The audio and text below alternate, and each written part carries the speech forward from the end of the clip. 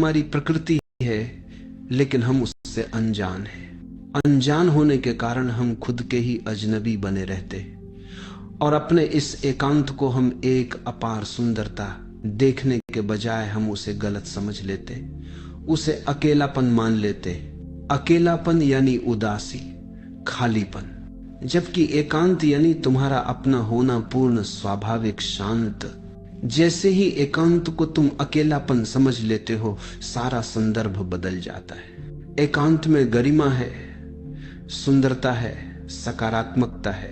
अकेलापन गरीब है, नकारात्मक है, अंधेरा है, हर कोई उससे भाग रहा है, जैसे कोई घाव हो, दुखदाई। और उससे भागने का एक ही उपाय सूझता है, भीड़ में जाना, समाज बनाना, परिवार बनाना, पति पत्नी बच्चे, ताकि भीड़ में खोकर तुम भूल सको कि तुम अकेले हो। लेकिन क्या कभी कोई भूल पाया है? जो तुम्हारी प्रकृति है उसे तुम नजरअंदाज कर सकते हो पर भुला नहीं सकते, वह बार बार सामने आएगा। समस्या और गहरी इसलिए हो जाती है क्योंकि तुमने कभी उसे ज्यों का त्यों देखा ही नहीं। मान लिया कि एकांत यानी अकेलापन। शब्दकोश भी यही कहता है, क्योंकि शब्द बनाने वाले भी उसी भीड़ से आते हैं। उन्हें फर्क ही नहीं पता कि अकेलापन और एकांत में कितना गहरा अंतर है। अकेलापन एक खाली जगह है, कुछ कमी है, कुछ भरना है, और ये कमी कभी पूरी नहीं होगी। उम्र के साथ ये खालीपन और बढ़ता जाता है। लोग अकेले होने से इतने डरे रहते हैं कि कोई भी मूर्खता कर डालते हैं। मैंने लोगों को अकेले ताश खेलते देखा है, खेल बना लिए हैं जिनमें वही इंसान दोनों तरफ से खेलता है, क्योंकि किसी भी तरह व्यस्त रहना है। वह व्यस्तता लोगों से हो सकती है, काम से हो सकती है। कुछ लोग काम के नशे में रहते हैं, छुट्टियां आते ही डर लगने लगता है, क्या करेंगे? कुछ नहीं करेंगे तो खुद के साथ रहना पड़ेगा, और वही सबसे पीड़ादायक अनुभव लगता है। तुम्हें हैरानी होगी, सबसे ज्यादा हादसे दुनिया में छुट्टियों पर होते हैं। लोग गाड़ियों में भाग रहे हैं, समुद्र तट, पहाड़, रिसोर्ट, घंटों घंटों जाम में फंसे रहते हैं और वहां पहुंच कर पाते हैं।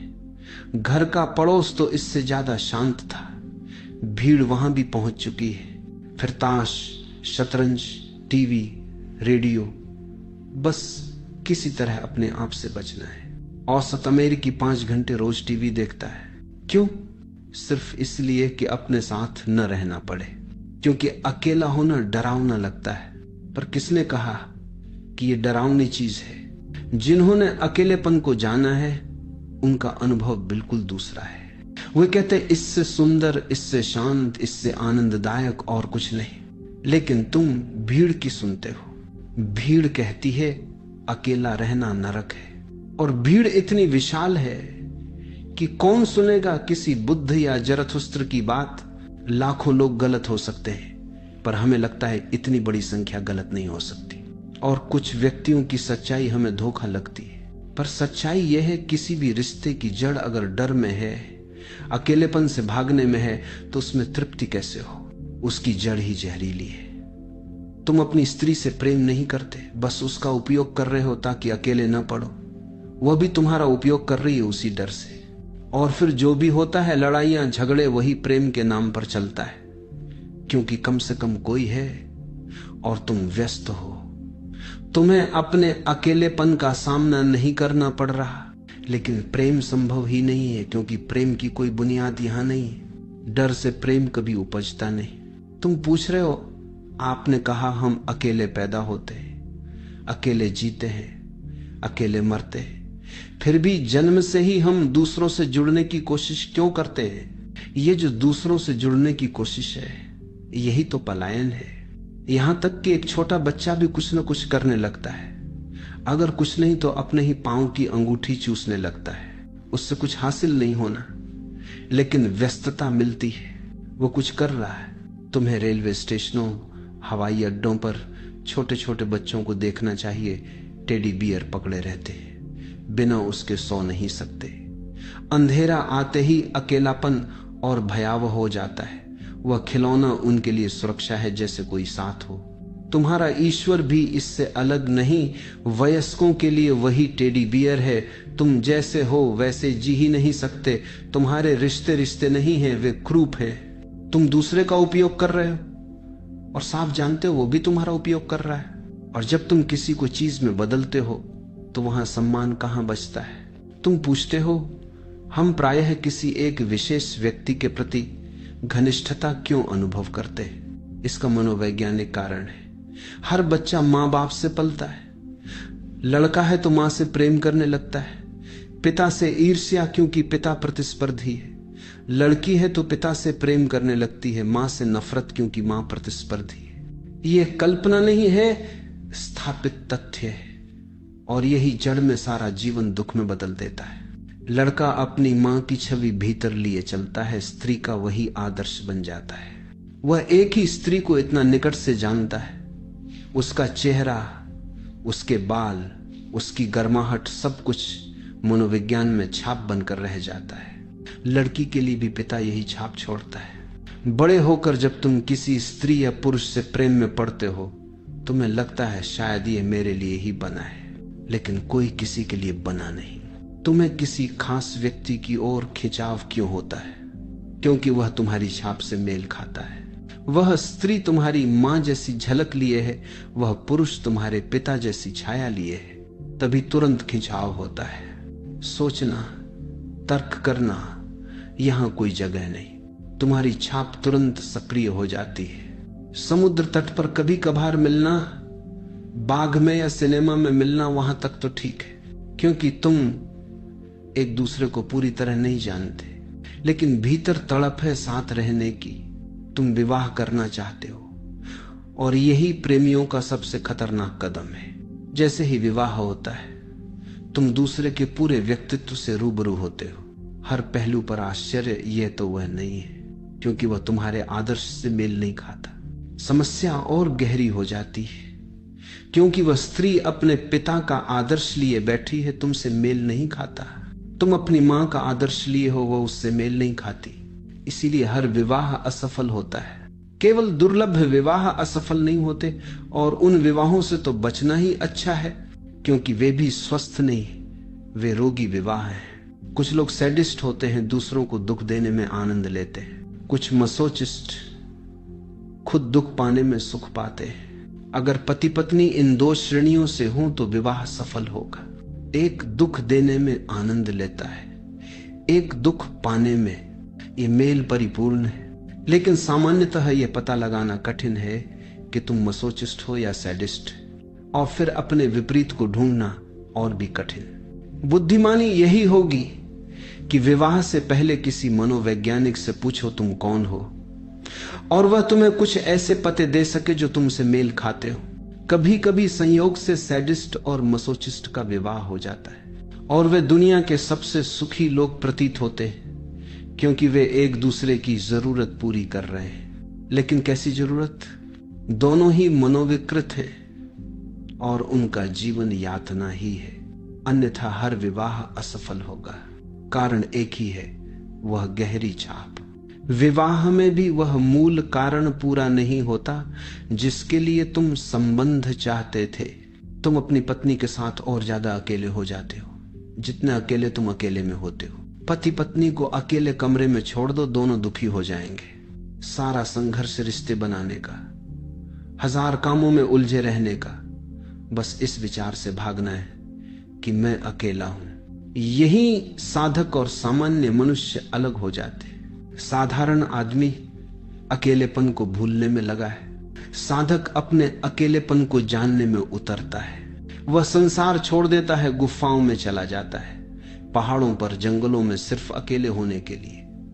वह जानना चाहता है मैं कौन हूं। भीड़ में यह जानना कठिन है, वहां बहुत व्यवधान है। और जिन्होंने अपने अकेलेपन को जाना है, उन्होंने मनुष्य के लिए संभव सर्वोच्च आनंद को जाना है, क्योंकि तुम्हारा होना ही आनंदमय है। अनाथालय में मैं गया था। वहां के बच्चों को वो धर्म की शिक्षा। दुख क्या है? पर इससे भी बड़ा प्रश्न है कि दुख क्यों है। मनुष्य हजारों वर्षों से अपने दुखों से भाग रहा है। वो मंदिर गया, मस्जिद गया, हिमालय की गुफाओं में गया, लेकिन दुख वहीं का वहीं रहा। तुम जहां भी जाओ दुख तुम्हारे साथ चला आता है, बिल्कुल तुम्हारी परछाई की तरह। तुम सब अपने दुखों के लिए किसी और को दोष देते हो, पत्नी को, पति को, समाज को, व्यवस्था को, यहां तक कि तुम तो भगवान को भी नहीं छोड़ते। लेकिन क्या तुमने कभी एक पल के लिए भी अपने आप से यह प्रश्न किया है कि तुम्हारे दुखों की असली वजह क्या है? दुख बाहर नहीं, तुम्हारे भीतर है। और दुख का असली कारण है अपनी वास्तविकता से अनजान होना। तुम दुखी होते हो क्योंकि तुम जानते नहीं कि तुम कौन हो। तुम बस दूसरों की परिभाषाओं में जी रहे हो। जब कोई कहता है कि तुम बुद्धिमान हो तब तुम खुश हो जाते हो, और अगर किसी ने तुम्हें मूर्ख कहा तो तुम दुखी हो जाते हो। तुम्हें दुखी करना इस दुनिया के लिए कितना आसान है। दुनिया के लिए यह आसान है क्योंकि तुम एक उधार की जिंदगी जी रहे हो। तुमने अपना वास्तविक चेहरा कभी नहीं देखा। तुम तो बस औरों की आंखों में अपना अक्स ढूंढते हो, और यही दुख का पहला बीज है। दुख का दूसरा कारण है अपेक्षा। तुम हर किसी से कुछ ना कुछ चाहते हो। तुम चाहते हो कि लोग तुम्हें प्यार करें, सम्मान दें, तुम्हारी बातों को समझें, और जब यह नहीं होता तब तुम टूट जाते हो। ध्यान से समझो इस बात को। तुम्हारे दुख का कारण यह नहीं है कि लोग तुम्हें चोट पहुंचा रहे हैं। तुम्हें दुख इसलिए होता है क्योंकि तुमने ये कल्पना कर ली थी कि लोग ऐसा नहीं करेंगे। अपेक्षा दुख को जन्म देती है और समर्पण उसे समाप्त करता है। दुख का तीसरा सबसे बड़ा कारण तुम्हारा जीवन के प्रति विरुद्ध होना है। जो कुछ भी तुम्हारे पास है वो तुमको स्वीकार नहीं। तुम्हें हमेशा कुछ और चाहिए होता है। जो मिला वो कम है, और जो नहीं मिला वही तुम्हारे दुखों का कारण बन जाता है। मनुष्य की यह स्थिति बड़ी विचित्र है। जो है उसमें उसे कोई आनंद नहीं मिलता, और जो नहीं है उसके पीछे पागलों की तरह भागता है। मगर जिस दिन तुमने इस क्षण को पूरी तरह स्वीकार कर लिया, उसी पल दुख का अंत हो जाता है। दुख का कारण बाहर नहीं है। तुम खुद के प्रति जागरूक नहीं हो, इसलिए तुम दुखी हो। जब तक तुम होश में नहीं आओगे, जब तक तुम ध्यान की अग्नि में अपने अहंकार को नहीं जलाओगे, तब तक दुख तुम्हारा अभिन्न साथी बना रहेगा। दुख को मिटाने की कोशिश मत करो। दुख तो सिर्फ लक्षण है। जैसे बुखार कोई बीमारी नहीं बल्कि किसी अन्य बीमारी का लक्षण होता है, वैसे ही दुख भी तुम्हारे भीतर किसी गहरे अंधकार का संकेत है। ध्यान में बैठो और अपने अंदर के दीपक को जलाओ। जब उस दीपक का प्रकाश तुम्हारे भीतर चमकेगा तो तुम देखोगे कि दुख कहीं नहीं गया, बल्कि तुम खुद दुख के पार चले गए। लोग मुझसे पूछते, ओशो, अगर हम छोड़ दें तो क्या हमारी समस्याएं अपने आप सुलझ जाएंगी? मैं कहता हूं, समस्याएं तुम्हारी पकड़ से ही पैदा होती। छोड़ दो और समस्या खुद मिट जाएगी। साधु ने कहा, यह कपड़ा मेरा है, मेरे लिए जरूरी है। शिष्य ने कहा, लेकिन आपकी मुट्ठी में दर्द हो रहा है, आपके हाथ में छाले पड़ गए। साधु ने देखा और अचानक कपड़ा छोड़ दिया। जैसे ही उसने छोड़ा, उसके चेहरे पर शांति आ गई। शिष्य ने कहा, गुरुदेव, बस इतना सा था, पकड़ने से ही पीड़ा थी। साधु मुस्कुराया, हां, बस इतना ही था। पीड़ा पकड़ने में है, शांति छोड़ने में। लोग मुझसे पूछते, कोई तुमसे कहता है कि कृष्ण को पूजो। मुझे देखते नहीं मैं कितना आह्लादित हो रहा हूं कृष्ण को पूजकर। तुम भी लोभ में पड़ते हो, सोचते हो शायद कृष्ण की पूजा से कुछ होता होगा।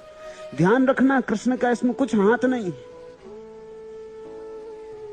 ये कृष्ण की पूजा करने वाले में ही सब कुछ छिपा है, उसके प्रेम में छिपा है। उसने कृष्ण की मूर्ति पर अपने प्रेम को उंडेल दिया, वो मूर्ति जीवंत हो गई। उसने इतना प्रेम उंडेल दिया है कि वो मूर्ति पत्थर नहीं रही, पाषाण नहीं रही, उसमें प्राण आ गए। उसने अपने हृदय की धड़कन मूर्ति में रख दी। इसका नाम भाव प्रतिष्ठा है। अब मूर्ति की तरफ से वो स्वयं सांस लेता है। ये मूर्ति उसके लिए मूर्ति नहीं है, तुम्हारे लिए मूर्ति है, उसके लिए मूर्ति नहीं। उसके लिए इतनी जीवंत है जितना वो स्वयं भी जीवंत नहीं। उसने अपना सब निछावर कर दिया है और तब उसके सामने मूर्ति का एक अप्रतिम रूप प्रकट होता है। उसकी आंख के सामने मूर्ति साकार हो उठती है। वो कृष्ण से बोलता है, बतियाता है, प्रश्न करता, उत्तर भी लेता है, और ध्यान रखना सब उसके भीतर हो रहा है। परमात्मा को पाने की विधि है चाह से मुक्त हो जाना।